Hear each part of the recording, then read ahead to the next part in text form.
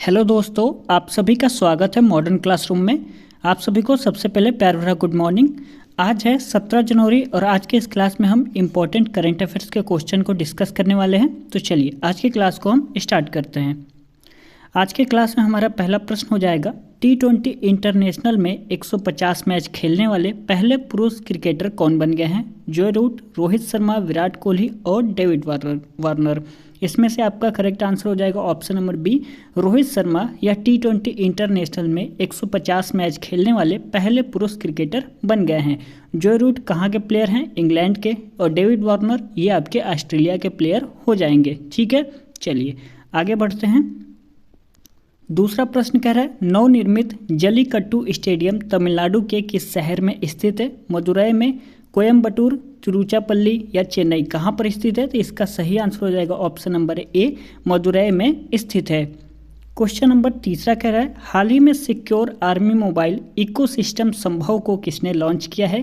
Indian coast guard ने, Indian navy ने, Indian air force या इंडियन आर्मी? किसने लॉन्च किया है? तो इसमें आपका करेक्ट आंसर हो जाएगा इंडियन आर्मी ने लॉन्च किया है। ऑप्शन नंबर डी यहाँ पे करेक्ट हो जाएगा। क्वेश्चन क्या कह रहा है, हाल ही में सिक्योर आर्मी मोबाइल इकोसिस्टम संभव को किसने लॉन्च किया है? तो इंडियन आर्मी ने लॉन्च किया है। ध्यान रखिएगा, किसने? इंडियन आर्मी ने। चलिए आगे देखते हैं। क्वेश्चन नंबर चौथा क्या कह रहा है, IMMA life time achievement award से किसे सम्मानित किया गया है? विवेक चावला को, नरेश भंसाली, हर्षा वी अग्रवाल या मनोज कुमार? किसे किया गया है? तो ऑप्शन नंबर डी सही हो जाएगा, मनोज कुमार को लाइफ टाइम अचीवमेंट अवार्ड से सम्मानित किया गया है। ठीक है, ध्यान रखिएगा। चलिए आगे बढ़ते हैं। क्वेश्चन नंबर पाँचवा, एशियाई शूटिंग चैंपियनशिप 2024 में पुरुषों की 25 मीटर स्टैंडर्ड पिस्टल इवेंट में किसने गोल्ड मेडल जीता है? सौरभ चौधरी ने, विजयवीर सिद्धू ने, योगेश सिंह या ओम प्रकाश? किसने जीता है? तो ऑप्शन नंबर सी सही हो जाएगा, योगेश सिंह ने हाल ही में एशियाई शूटिंग चैंपियनशिप 2024 में पुरुषों की 25 मीटर स्टैंडर्ड पिस्टल इवेंट में गोल्ड मेडल जीता है। ध्यान रखिएगा, क्या गोल्ड मेडल इन्होंने जीता है? कौन? योगेश सिंह। अगला प्रश्न कह रहा है हमारा, मध्य प्रदेश के मुख्यमंत्री मोहन यादव के प्रयासों से राहगीरे आनंद उत्सव कहाँ पे मनाया गया है? इंदौर में, उज्जैन, भोपाल या ग्वालियर? कहाँ पे मनाया गया है? तो ध्यान दीजिएगा, ऑप्शन नंबर बी उज्जैन में मनाया गया है। क्वेश्चन नंबर सातवां कह रहा है हमारा, रोगाणु रोधी प्रतिरोध AMR से निपटने के लिए केरल सरकार की पहल क्या है? ऑप्शन नंबर ए कह रहा है परियोजना प्रतिरोध, ऑप्शन नंबर बी कह रहा है एंटीबायोटिक नियंत्रण कार्यक्रम, ऑप्शन नंबर सी ऑपरेशन अमृत और option number D operation antibiotic? तो इसमें आपका ऑप्शन नंबर सी सही हो जाएगा, ऑपरेशन अमृत। क्वेश्चन नंबर अगला कह रहा है, राष्ट्रीय केमिकल्स एंड फर्टिलाइजेशन, एक मिनट रुक जाइए। क्वेश्चन नंबर 8वां क्या कह रहा है, राष्ट्रीय केमिकल्स एंड फर्टिलाइजेशन लिमिटेड के निदेशक तकनीकी के रूप में किसे नियुक्त किया गया है? ये हमारा प्रश्न है। रितु गोस्वामी को, संजीव पुरी को, राजेंद्र सिंधी को और आदेश देशमुख को? किसे किया गया है? तो ध्यान दीजिएगा, रितु गोस्वामी को नियुक्त किया गया है। ठीक है, चलिए आगे बढ़ते हैं। क्वेश्चन नंबर 9वां, हाल ही में ऐतिहासिक चुनाव में ताइवान के राष्ट्रपति के रूप में किसे चुना गया है? को वेन जे के, विलियम लाई या केऊ नहाई या हो यू ई को? किसको चुना गया है? तो इसमें विलियम लाई को चुना गया है हाल ही में ताइवान के राष्ट्रपति के रूप में। ध्यान दीजिएगा।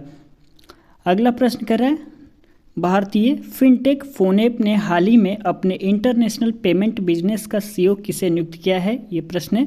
निखिल कामत को नियुक्त किया गया है, विक्रम सेठी को या रितेश पै को या अजय बग्गा को? किसको किया गया है? तो ध्यान दीजिएगा, रितेश पै को नियुक्त किया गया है। ऑप्शन नंबर सी यहाँ पे करेक्ट हो जाएगा।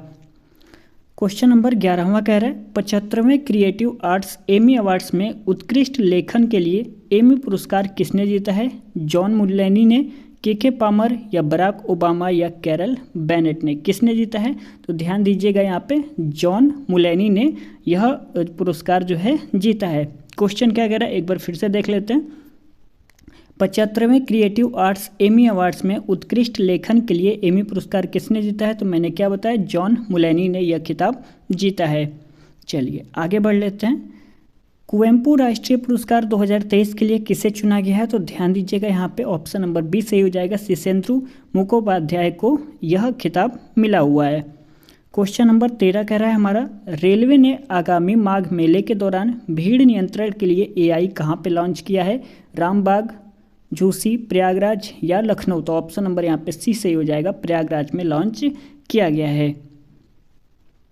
क्वेश्चन नंबर 14 कह रहा है हमारा, फ्रांस के नए प्रधानमंत्री के रूप में किसे नियुक्त किया गया है? वह इस पद को संभालने वाले सबसे कम उम्र के अधिकारी बन गए हैं। तो ऑप्शन नंबर डी सही हो जाएगा, गैब्रियल अटल। यह फ्रांस के नए प्रधानमंत्री के रूप में नियुक्त किए गए हैं और इस पद को संभालने वाले सबसे कम उम्र के अधिकारी बन गए हैं। इसको भी आपको ध्यान रखना है।